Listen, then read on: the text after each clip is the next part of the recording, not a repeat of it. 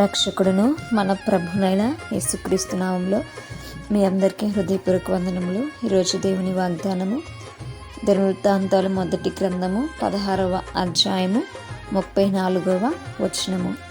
యెహోవా దయాళుడు, ఆయన కృప నిరంతరముండును, ఆయనను స్తుతించుడి.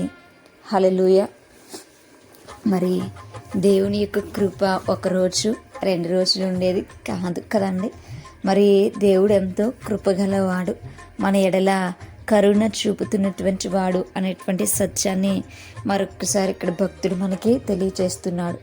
నిజమే, దేవుడు ఎల్లవెల్లలా కూడా మనకి మరి దయ చూపించేటువంటి వాడు. యావత్ ప్రపంచం మీద ఆయన దయ కలిగినటువంటి దేవుడు అనేటువంటి విషయాన్ని ఇక్కడ మనకి తెలియచేస్తున్నారు. మరి ఆయన కృపామయుడు కనుకనే, ఆయన దయామయుడు కనుకనే మనం ఎన్ని పాపములు చేసినప్పటికీ ఇంకనూ ఆయన మన పాపములను క్షమిస్తూనే ఉన్నాడు. మన కొరకు ఆయన తన రక్తమును చిందించినటువంటి వాడిగా ఉన్నాడు. అంతేగాని మరి ఆయన కోపపడి మనల్ని శిక్షించినటువంటి వాడిగా ఏమాత్రం కూడా లేడు.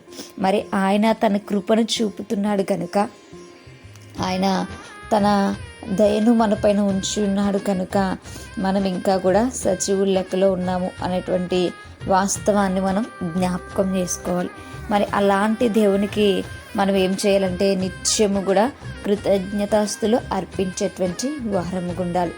ఆయన మన పైన చూపుతున్నటువంటి కృప ఏదైతే ఉందో అది శాశ్వతమైనటువంటి కృప. నిరంతరము కూడా ఆయన మన పైన కృప చూపుతున్నాడు.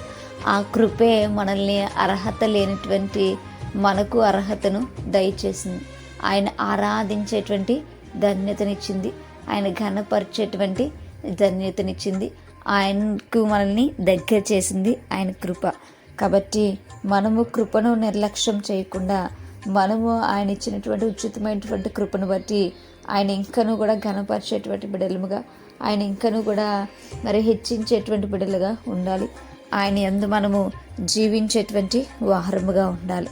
మరి నిత్యము కూడా ఆయనకి స్తుతి ధూపం వేస్తూ మరి ఆయన యొద్ద మనము సమయాన్ని వెచ్చించేటువంటి వారముగా ఉండాలి. అది మన జీవితాలకి శ్రేయస్కరం, అది మన జీవితాలకి ఎంతో సంతోషాన్ని ఇస్తూ ఉంటుంది. కాబట్టి దేవుని కృపను మర్చిపోకుండా, దేవుని యొక్క దయాళుత్వమును మనం మర్చిపోకుండా మనం ఎల్లప్పుడూ కూడా దేవుని ఘనపరిచేటువంటి బిడ్డలుగా ఉందాం. అటువంటి కృప దేవుడు మనందరికీ కూడా అనుగ్రహించునుగాక. ప్రార్థించుకుందాం.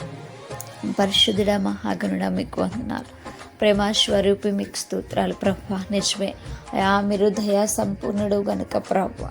అయా నా తండ్రి, మాకు నాయన నీ రాజ్యంలో చేరేటువంటి అవకాశాన్ని ఇచ్చినందుకు మీకు స్తోత్రాలు ప్రభా. మా అందరినీ మీరు జ్ఞాపకం చేసుకున్నందుకు మీకు వందనాలు ప్రభా. మీ కృపను మా పైన ఉంచి అయా నిరంతరం నా తండ్రి నీ బిడ్డలుగా ఉండేటుకును అయా నీ యొక్క కృప కాపుదలు ఇచ్చి నడిపిస్తున్నందుకు నీకు స్తోత్రాలు చెల్లించుకుంటూ ప్రార్థన దయచేసి మీ పాదశాన్ని చేర్చుకోమని యేసయ్య అతి పరిశుద్ధ నామములో అతి మిక్కిలి వినయముగా బ్రతిమలాడి వేడుకొని పొంది ఉంచిన మా ప్రియ పరలోక మా కన్న తండ్రి. Praise the Lord everyone. May God bless you all.